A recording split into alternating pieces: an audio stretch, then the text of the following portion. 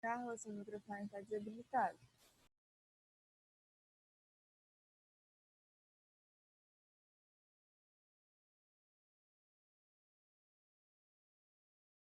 Mudo de novo. Foi.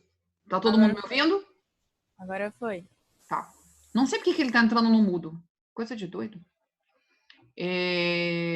Então, vamos lá. Só voltar aqui. Opa. Então,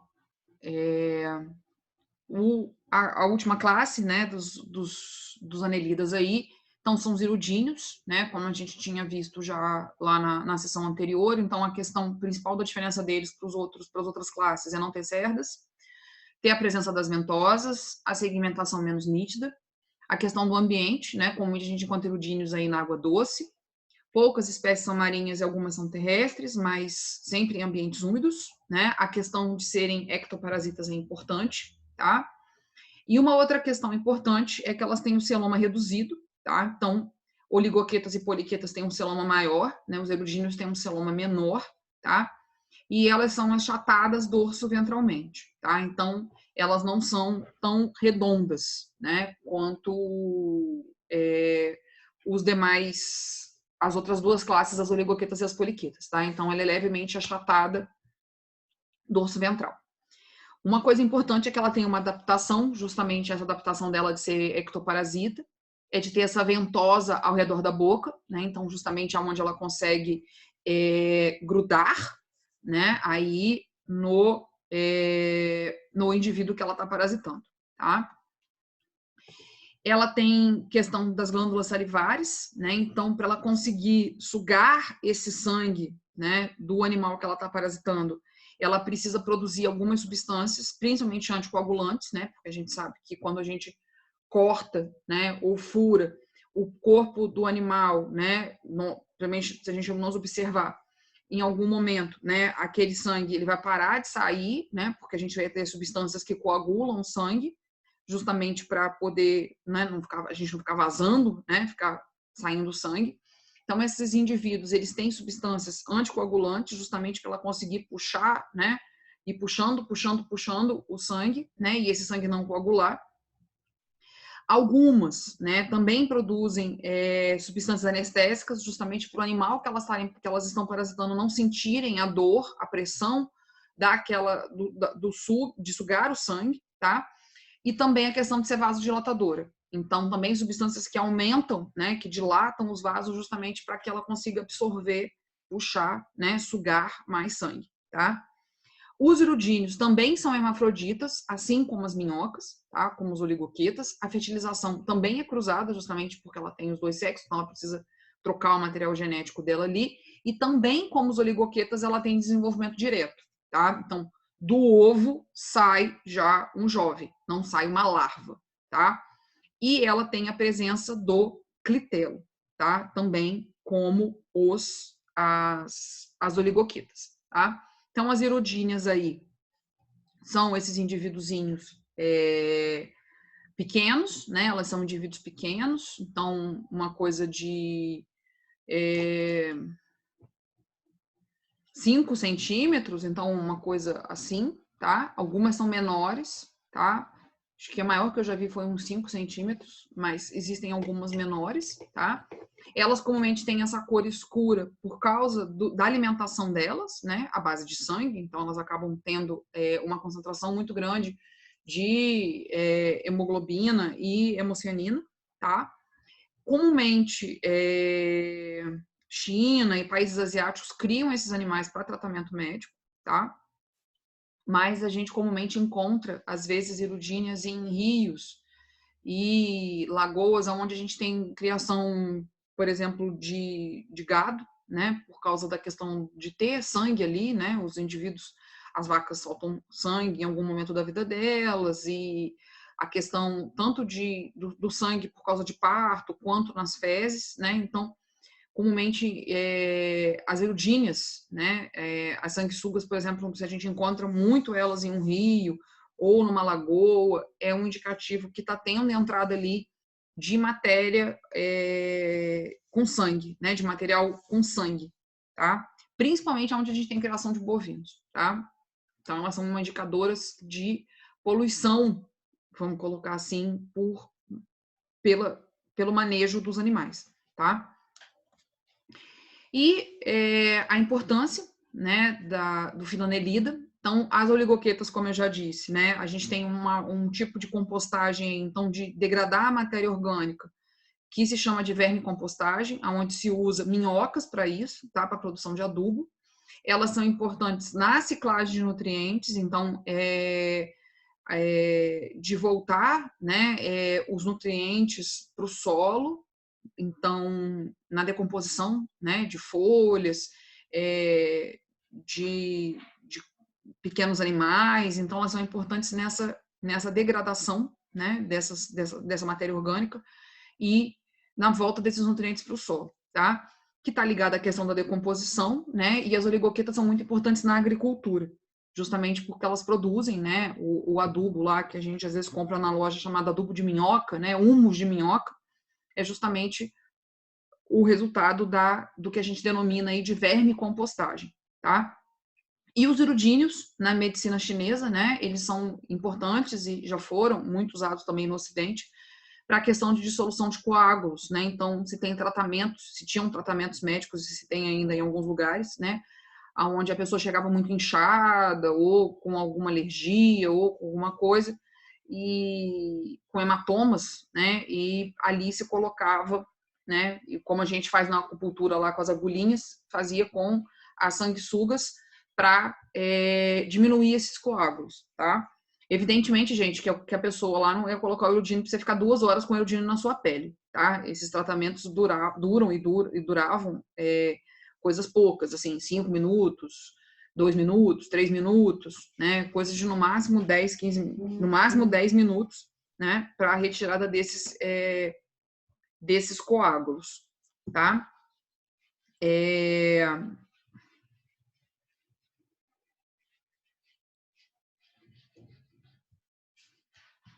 Então, agora, gente, perguntas sobre esse grupo.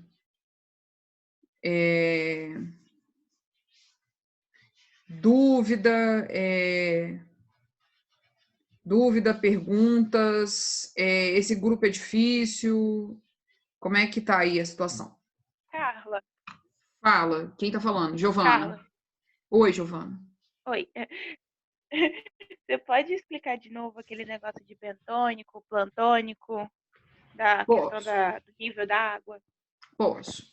Eu só não me lembro em qual slide está aqui, mas a gente procura. Vamos lá. Eu vou explicar sem o slide, mas eu acho que tem algum dos slides, tem essa... De outros aí, eu mandei isso. Então, vamos lá. Em relação... Oi, Giovana. No slide de quinidários, a Mariana já falou. O slide de quinidários, tá. Eu vou procurar o slide de quinidários aqui. Então, o seguinte, na lâmina d'água, a gente tem indivíduos que vão ocupar aí diferentes áreas dentro da lâmina d'água, né? Então, se a gente pensar, por exemplo, indivíduos que são, né, indivíduos que são em relação à lâmina d'água, né, para a gente ver aqui. Então, eu tenho indivíduos que podem ocupar aí cada área, né? A gente divide, né? Essa classificação é uma divisão em andares, vamos colocar assim, tá? Dos animais e das plantas também, que vão ocupar aí a lâmina d'água, tá? Então, a gente tem os indivíduos, que são os indivíduos planctônicos, tá? Que são aqueles indivíduos que ocupam a lâmina d'água, tá? Então, eles vão ficar lá onde bate sol, tá? Então, os indivíduos planctônicos, eles precisam do sol, eles precisam da luz para viver também, tá? Então, quem são esses indivíduos planctônicos na lâmina d'água? Isso aqui, gente, vale tanto para água doce quanto para água salgada, tá? A gente encontra mais isso para água salgada, mas isso também vale para água doce, tá? Porque eu vou ter indivíduos na água doce que nunca vão chegar lá na lâmina d'água, tá? Então, quem são os indivíduos planctônicos? São as algas, tá? E o que a gente chama de zooplâncton, que são larvas, né, de animais aí que podem se tornar nectônicos e bentônicos, tá? Então, principalmente no zooplâncton, né, o plâncton que é de animal, a gente encontra muita larva de crustáceo, larva de molusco, né, larva de equinodermos, que são grupos que a gente vai ver mais para frente, tá? Os nectônicos já são aqueles indivíduos que vão conseguir andar toda essa lâmina d'água, vamos colocar assim. Então, eles vão chegar lá na lâmina d'água, tá? Vão ficar aí nesse meio, onde o sol bate menos, onde a luz entra menos, mas eles também vão acessar o fundo da água, tá? O fundo aí do curso ou do corpo d'água, tá? Então, peixes são nectônicos. E os mamíferos marinhos também são nectônicos, como baleias e golfinhos, também são nectônicos, tá? Então, quem é nectônico? Peixe e os mamíferos aquáticos, tá?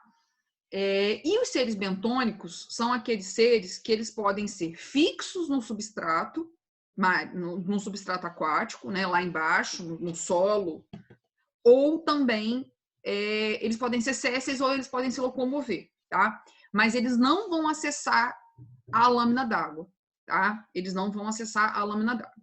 Quem é bentônico? As algas sésseis, né? A gente tem algas que estão fixas ao substrato, tá? Moluscos, equinodermatas, alguns crustáceos, como a questão de ciris, que não acessam a parte... Os ciris, eles podem ter sido planctônicos em larva, tá? Mas na sua vida adulta eles são indivíduos bentônicos, tá? Os poríferos são bentônicos, alguns quinidários são bentônicos, aqueles que são sésseis, assim como os poliquetas, né, que são sésseis, também são bentônicos, tá? Então, bento é a parte de baixo, o nécton é aquele que se locomove e o planctônico é o que está na lâmina d'água. Tá respondido, Giovana? Tá sim, Carla. Obrigada. Tá, de nada. Esse monte de nome eu sei que é complicado, tá, gente? Mas a gente começa a guardar, tá? De algum momento isso é absorvido. De tanta gente ler e ouvir, acaba sendo absorvido, tá? Qual mais dúvida que a gente tem aí, gente? Eu tenho. Diga, Mari. Então, eu fiquei com dúvida no termo... Peraí. No termo nefrídeos, que eu não consegui pegar o que é. Tá. Aí depois eu fiquei com dúvida em clitelo. E eu acho que é certo. Tá. Vamos lá. Eu vou voltar aqui nos slides, tá? Então, o primeiro termo foi os nefrídeos, né? Então, opa. Peraí que já tá uma confusão aqui de slides. Deixa eu só fechar mais um para conseguir resolver isso. Opa. Sim, isso. Então, vamos lá. Eu vou primeiro no... Deixa eu fechar isso aqui, o share. Tem hora que esse negócio dá umas travas. Vamos lá. Vou voltar aqui nos erudinhos. Nos nefrídeos, né? Então, vamos lá. Quem são esses nefrídeos, né, gente? Esses nefrídeos, eles são como o nosso rim, tá? A gente pode entender isso, tá? E como a gente tem um indivíduo, né, um grupo aí, que ele é formado por anéis, né, são vários anéis juntinhos que formam o corpo do indivíduo, eu vou ter esse par de rim, vamos colocar assim, que a gente chama de nefrídeos, em cada anel que forma esse corpo, o corpo dos anelidas, tá? E qual que é a função dos nefrídeos, né? Assim como o nosso rim, ele tem a função de filtrar, né, o sangue, tá? O sangue que a gente tem nos anelidas, tá? Lembrando que esse sangue não tem hemácias, tá? Mas ele vai filtrar, tá? E remover, né, os excretas, tanto que eu tenho que vieram pela corrente sanguínea, tá? Quanto as excretas que vieram do celoma, tá? Então, o que está dissolvido ali naquela cavidade que tem, né, líquido para o exterior, tá? Então, esses nefrídeos, eles vão filtrar o sangue e remover essas excretas para o exterior, tá? Então, os nefrídeos, ele vai ter essa estrutura aqui, que se chama de nefrídeoporo, tá? Que por onde vai sair essas excretas, tá? Então, é como um filtro, tá? Os nefrídeos são um filtro, tá, Mari? Então, ele vai passar ali toda a substância, ele vai tirar o que é excreta, né? E o que for bom para o corpo volta para a corrente sanguínea, como o nosso rim faz, né? E o que não for sai pelos poros da pele, tá? Que no caso, os poros específicos dos nefrídeos são os nefridioporos, tá? Essa parte está explicada, Mari? Mari não. Ah, sim. Tá, Mari. É porque cada um fala, eu vou confundindo os nomes. A outra questão era o clitelo, né? Então, o que acontece? Poliquetas não, oligoquetas e irudíneos vão ter uma estrutura que a gente chama de clitelo, tá?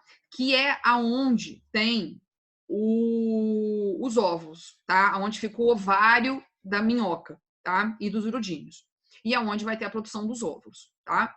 Dos ovos, né? Dos óvulos, para depois formarem ovos quando houver o encontro lá dos espermatozoides com os óvulos, tá? Então, essa parte do clitelo nas minhocas, ela é bem desenvolvida, assim. Principalmente quando ela está no período reprodutivo, a gente vê esse anel diferente no corpo, sabe? Ele fica como se fosse uma capinha em alguns anéis, assim, tá? Então, ele é uma estrutura que a gente consegue reconhecer na minhoca, esse clitelo, a olho nu, tá? Se for uma minhoca grandinha, eu consigo ver. E nesse clitelo é onde eu tenho a parte reprodutora feminina das minhocas, tá? Lembrando que as minhocas têm tanto o órgão masculino quanto o órgão feminino, tá? E nesse clitelo é onde vai ter a produção dos óvulos, tá? Para justamente quando houver a troca dos espermatozoides, tá? Esse casulo, né, que a gente chama de clitelo, o clitelo ele vai liberar esses óvulos justamente para que haja a união dos óvulos com os espermatozoides e a produção dos ovos, tá? Então, o clitelo é onde eu tenho a parte feminina das minhocas, tá? Tanto das minhocas quanto dos irudíneos. Dos irudíneos, é muito difícil, é meio difícil de ver esse clitelo, assim. Esse clitelo não é muito fácil, tá? Das minhocas é mais fácil de ver porque é bem evidente, tá? Até nos irudíneos é um pouco mais difícil porque eles não são tão... Os anéis não são tão visíveis, tá? Qual dúvida mais, gente? Respondido, Mari? Respondido. Você pode também dizer o que é um esqueleto hidrostático? Um esqueleto hidrostático. Tá, vamos lá. Deixa eu colocar o share aqui de novo, para a gente voltar lá no esqueleto. Tá? O que acontece? A gente sabe que as minhocas são... Opa, não. Tem que parar. Opa, não. A gente sabe que as minhocas, elas são seres invertebrados, né? Elas não têm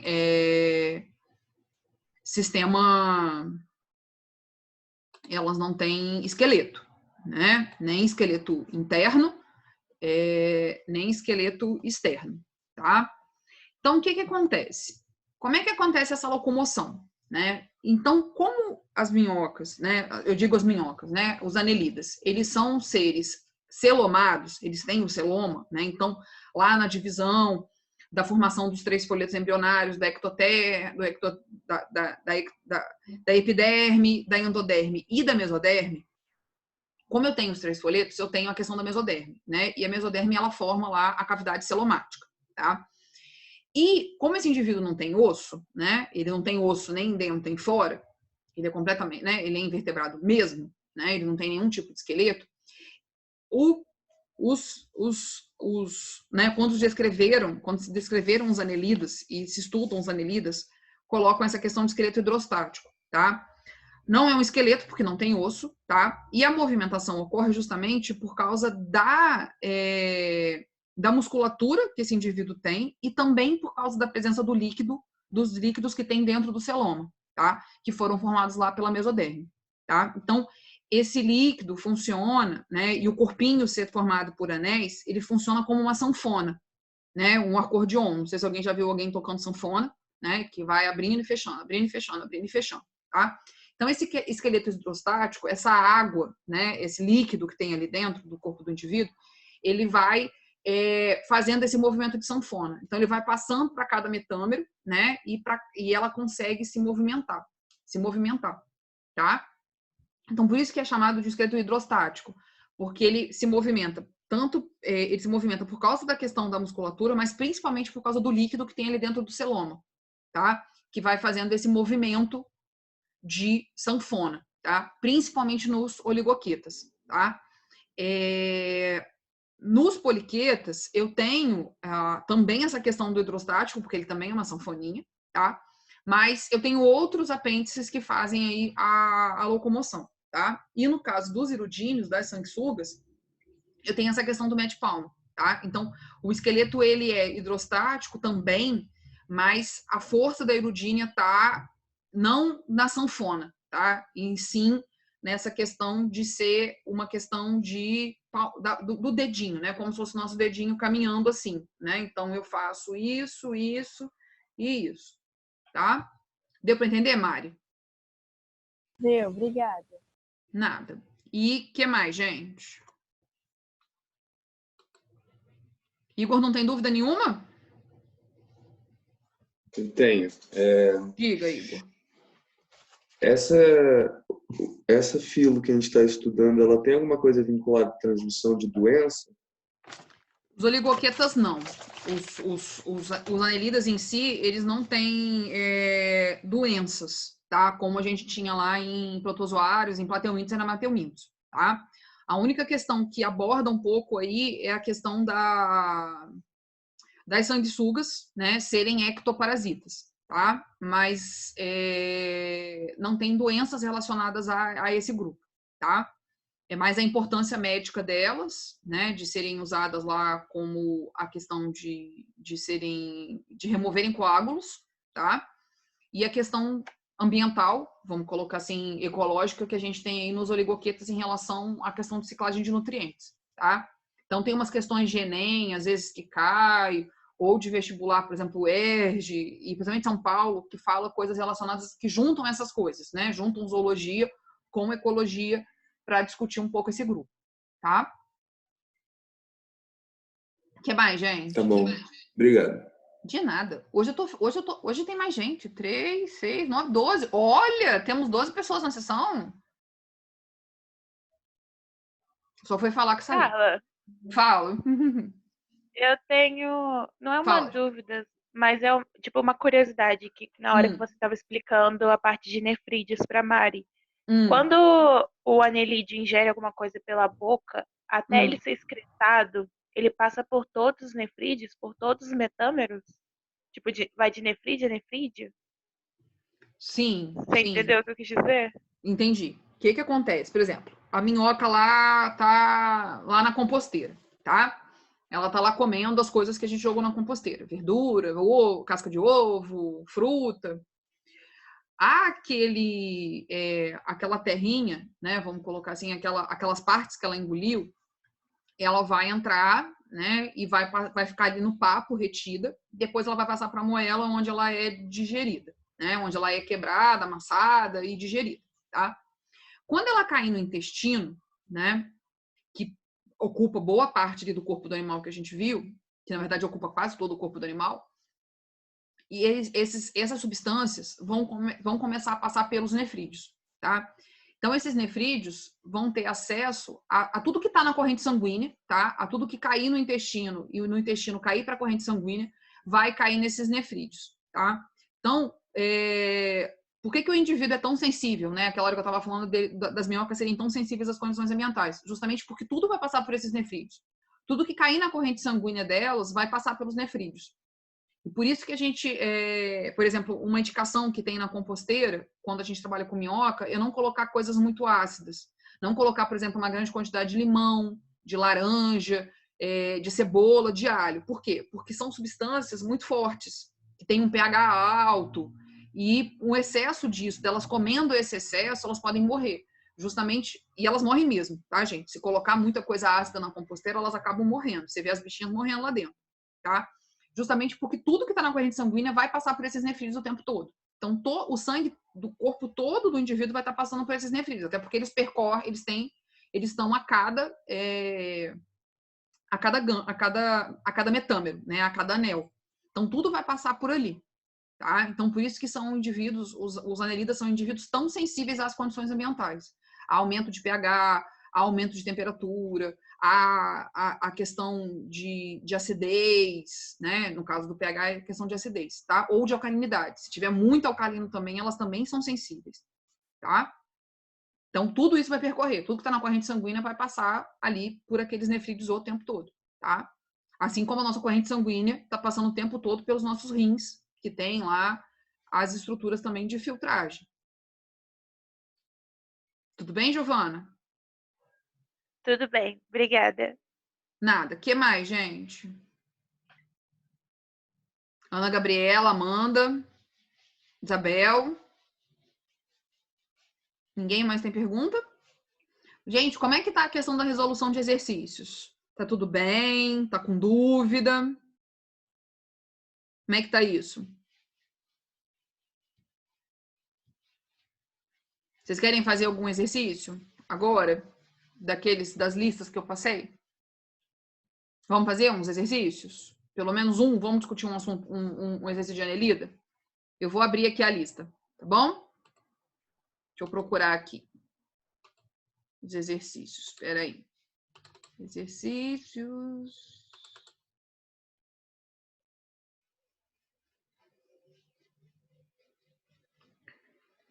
Então, eu vou colocar aqui para a gente fazer um exercício, tá? Um exercício daquele da lista que eu fiz para vocês, tá? Então, a gente tem aí um dos exercícios, tá? Que era aí, um biólogo coletou exemplares de uma espécie animal desconhecida, né? A quais foram levados para o laboratório e analisados com diversas características. Concluiu que se tratava de representantes do filo Anelida, pois eram animais. Então, de tudo que a gente viu aqui hoje, gente, o que caracteriza um anelida? Isabel, o que caracteriza um anelida? A letra E. Oi? Letra E, não. Quem quer falar? Eu falei para a Isabel, mas a Isabel tá dormindo. A Isabel não quer conversar com a gente hoje. Giovana, o que caracteriza um anelida aí? Que a gente viu hoje? A minhoca? O que caracteriza ser uma minhoca? O que ela tem que ter aí dessas características que a questão traz pra gente? Celoma. Eu sei que o único de Blasco é o quinidário. O único de Blasco é o quinidário, ó. Tá bom. Então ela tem que ser triblástico, não é isso? Isso. E tem que ser celomado. Então, das duas coisas que a gente já viu, pode ser a questão B ou a questão E, né? Isso, só que ela é segmentada em anéis, então é a E. É a E, isso mesmo. E a simetria bilateral. Muito bem, Giovana. Vamos lá, que a próxima é a Isabel que vai fazer. A Isabel tá dormindo aí. Pode responder, Isabel. Vamos lá, o 2 aqui, ó. Não tô dormindo não, pelo amor de Deus. Tá dormindo não, Isabel? Então tá bom. Então a segunda é a sua, tá? Então vamos lá. Critérios anatômicos, fisiológicos e embrionários servem também de base para estabelecer o grau de parentesco entre os seres e, consequentemente, sua origem evolutiva. Sendo assim, permitem seu enquadramento nas categorias taxonômicas. Assinale a opção que não apresenta uma justificativa correta no enquadramento dos anelídeos como mais evoluídos que os quinidários. Vamos lá, o que não apresenta uma justificativa correta para juntar os anelídeos com os quinidários? Qual é aí, gente?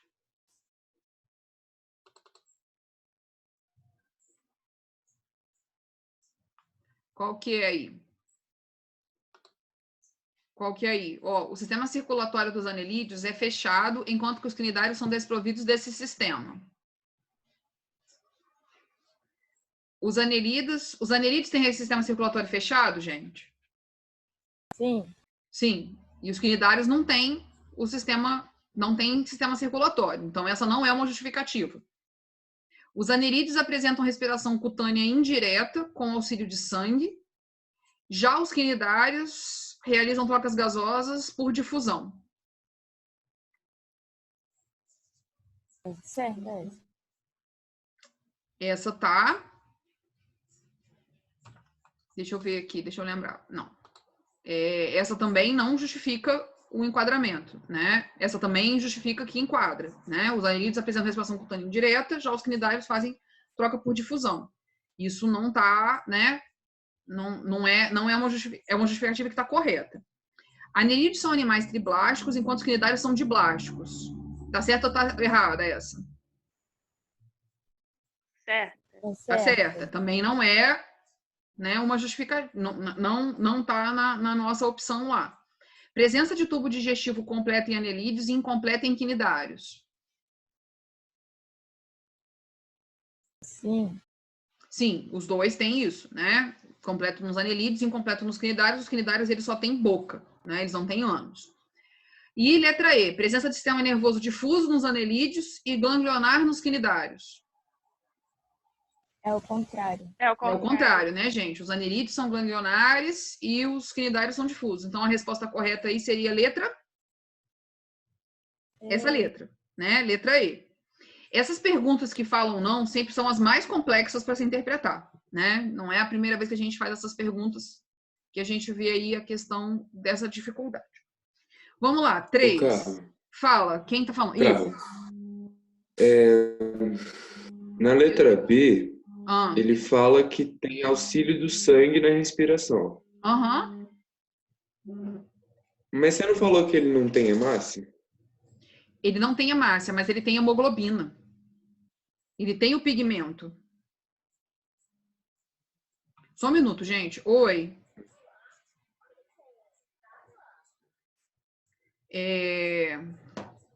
O que acontece? Ele não tem as hemácias, tá, Igor? Mas ele tem hemoglobina. Então, por isso que ele tem uma respiração cutânea indireta, tá? Porque a hemoglobina, ela tá carregando os gases, tá? Mesmo não tendo a hemácia.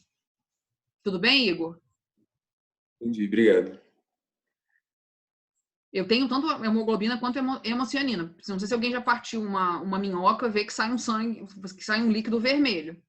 Alguém já picou uma minhoca para ir pescar, por um acaso, alguma vez na vida? Não, né? Vamos lá. 3. Vertebrados, anelídeos e alguns moluscos possuem sistema circulatório fechado e hemoglobina como pigmento respiratório. Nos anelídeos, a hemoglobina está localizada. Aonde, gente? No plasma, não? Ou no plasma, líquido? sim. Porque eu não tenho... Se eu não tenho hemácia, eu não tenho... na verdade, meu gabarito diz que é isso mesmo, plasma. Nas plaquetas, não, porque eu não tenho hemácia, eu não vou ter plaqueta, né? No líquido intersticial, também não, porque eu estou falando que eu tenho um sistema circulatório fechado. Então, se eu tenho um sistema circulatório fechado, ela está percorrendo por um líquido que fica nesse sistema circulatório. E o líquido do sistema circulatório é o plasma, tá? Nos corpúsculos, nada a ver. E nos glóbulos vermelhos, não, porque a gente viu que eu tenho os pigmentos, eu tenho hemoglobina, mas eu não tenho hemácia. Então, se eu não tenho hemácia, eu não tenho glóbulo vermelho, tá? Vamos ver a 4. A gente ainda tem 5 minutos. Observe a figura que representa um fenômeno biológico. Então, tem duas minhoquinhas aqui trocando material genético, né? Trocando espermatozoides e óvulos aí. Todas as alternativas apresentam benefícios resultantes desse fenômeno, exceto, tá?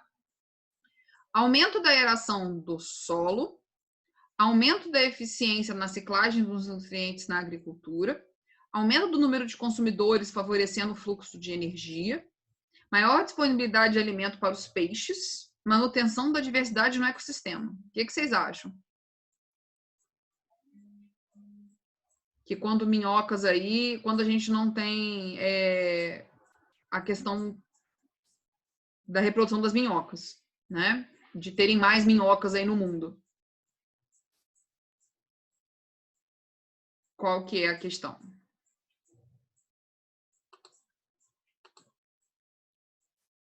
Eu achei a D muito estranha. Você achou a D muito estranha?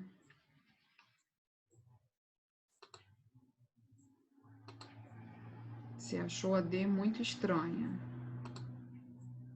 Então, maior disponibilidade de coisa para peixes, exatamente. Por quê? Opa, meu Deus, saí de um trem aqui que eu não sei nem onde que eu tô mais.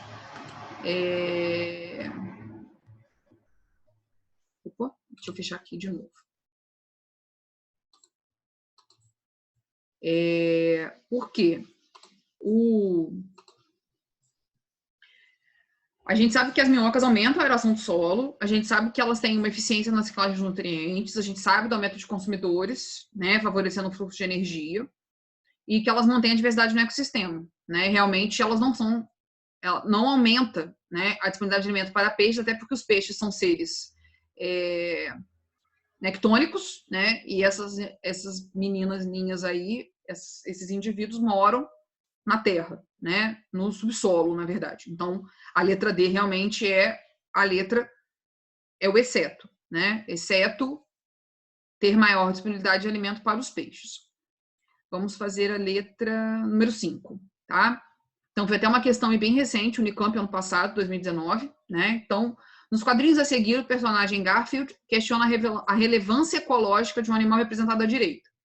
Então, o Garfield fala aí para a minhoquinha: você vive debaixo da terra e come porcarias. Aí ela fala: é isso aí. Aí ele pergunta: e o que faz para conseguir comida? Cavo. Isso não é muito glamuroso, mas é assim que ganho a sujeira de cada dia, né? A gente sabe aí, não sei se alguém gosta do Garfield, que o Garfield é um guloso, né? Ele come tudo lá na casa dele. Então, uma pergunta aí que junta a questão, né, que até que eu tinha dito de aspectos de zoologia com ecologia, né? Então, uma cenário alternativa que descreve corretamente aspectos zoológicos e ecológicos referentes, né, ao que o quadrinho diz. Então, letra A. As minhocas são invertebrados do filo Annelídeos, possuem corpo celomado e segmentado. Eu não consigo ler tudo, porque tem um pedaço aqui de vocês que me tampam. Peraí, deixa eu minimizar isso aqui. Isso, bom. Convertem detritos ingeridos em matéria orgânica e melhora o arejamento do solo. Se a gente pensar, essa letra A tem bastante coisa certa, né? As minhocas são invertebrados do filo dos anelídeos, possuem corpo celomado e segmentado, convertem detritos ingeridos em matéria orgânica e melhora o arejamento do solo. Tá, até aí, tá beleza. Vamos continuar lendo as outras alternativas. As cobras cegas são vertebrados do filo dos anelídeos. Possuem corpo pseudocelomado e reprodução sexuada. São predadoras de pragas agrícolas e melhoram o arejamento do solo. Cobras cegas não são vertebrados do filo anelídeos, né, gente? Até porque anelídeos são invertebrados. Então, essa resposta, a letra B, está totalmente errada. Letra C. As cobras cegas são invertebrados. De novo, errado, né? Do filo cordados. Possuem corpo celomado e não segmentado e são capazes de controlar as danias, pois consomem suas raízes. Também não, né? Letra B e letra C, fora de cogitação. Letra D. As minhocas são invertebrados do filo dos anelídeos, possuem pseudoceloma e reprodução assexuada. São predadoras de pragas agrícolas e melhoram o arejamento do solo. O que tem errado aí na letra D, Igor? Pra gente acabar. Elas não têm pseudoceloma, elas têm celoma real. Exatamente. E reprodução sexuada. Isso mesmo, muito bem. Então, qual que é a resposta correta aí, gente? A afirmativa mais correta, que está correta aí do número 5. A letra? A. A letra A, exatamente. Eu acho que não vai dar para fazer a 6. Porque vai acabar o tempo, tá?